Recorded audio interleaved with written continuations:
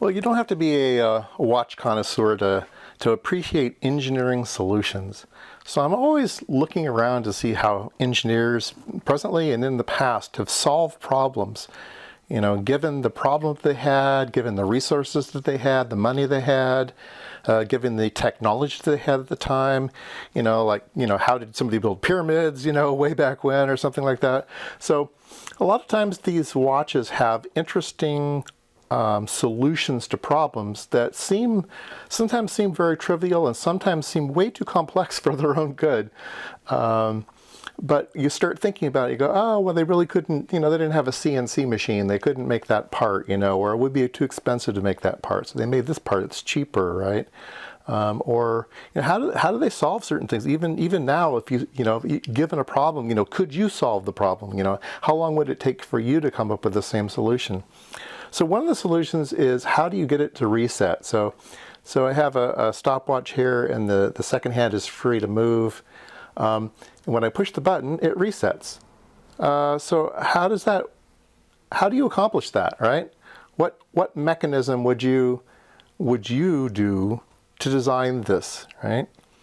So if you want to stop and think about it, great. If you want to just watch and see how they did it, great. So remember, it has to work no matter where it is, and it has to put it back exactly the same place. And there's another solution for it not winding around, because it's on a gear that's loose right now. It's not connected to anything else, so it's just free to spin any direction it wants to. But we're talking about the reset function. So let me pull the hands off, and we'll go underneath this. All right.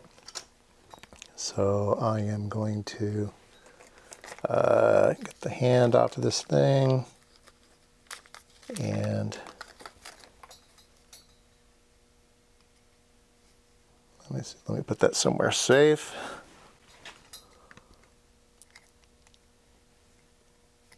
All right. Okay. So the second hand was on this pivot right here. Okay. Pivot means shaft. And I was pressing on the winding knob, which is called the crown. All right. So let's zoom in a bit here. In fact, let me change lenses. We'll get even a little bit closer. So you can see, this is the shaft, and there's this little heart-shaped cam, right? And that little heart-shaped cam has a little lever here. So when I push down the top, this little lever comes over and presses on that heart-shaped cam, and always indexes that heart-shaped cam the same direction. It doesn't matter where it starts from. It either goes, clockwise, or it goes counterclockwise, depending on where it is. That little heart shape does the reset mechanism. And all stopwatches use that little tiny little heart mechanism. And it is very clever. Sometimes it's a button that you press. Sometimes it's a mechanism that presses the lever automatically with a spring. But it's always this little cam mechanism that does the hand reset. It's very, very simple. Works really, really good. Amazing. So let me show you another solution to a problem that they had, and you can make the judge of whether you think it's a stupid solution or a very, very clever solution. So let's turn the watch over, and it has to do with the winding mechanism. So this is the winding mechanism here. Okay, so you turn the crown here, and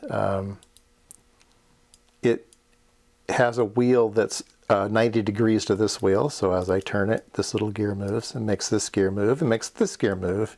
And then eventually it goes down and winds a spring. But here's a little ratchet, okay?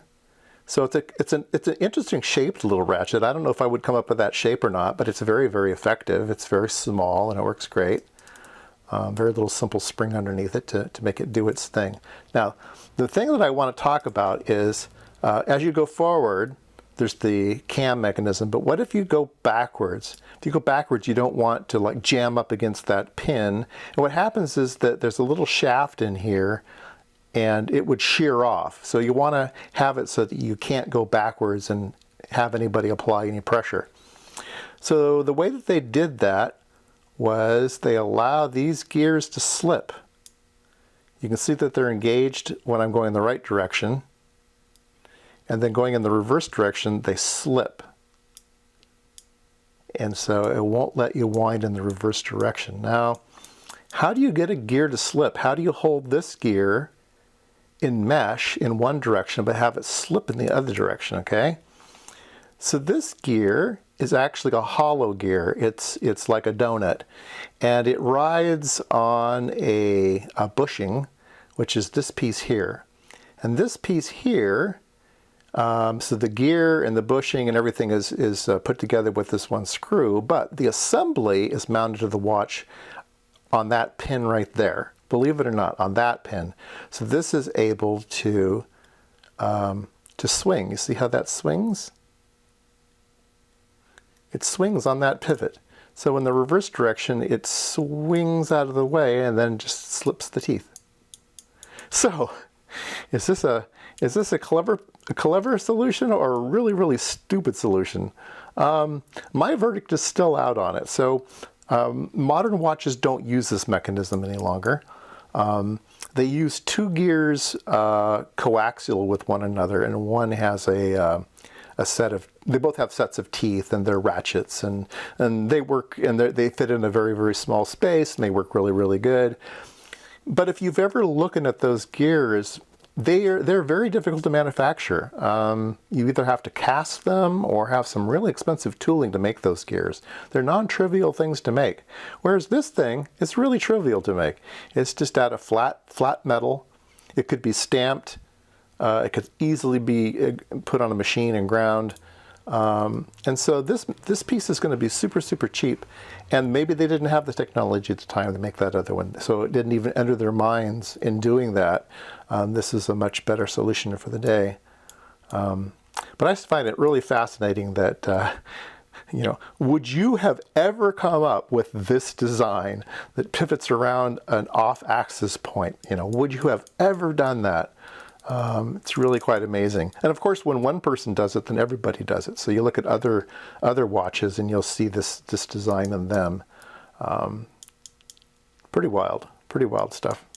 Anyway, let me know if you think this is a clever solution or a really dumb solution.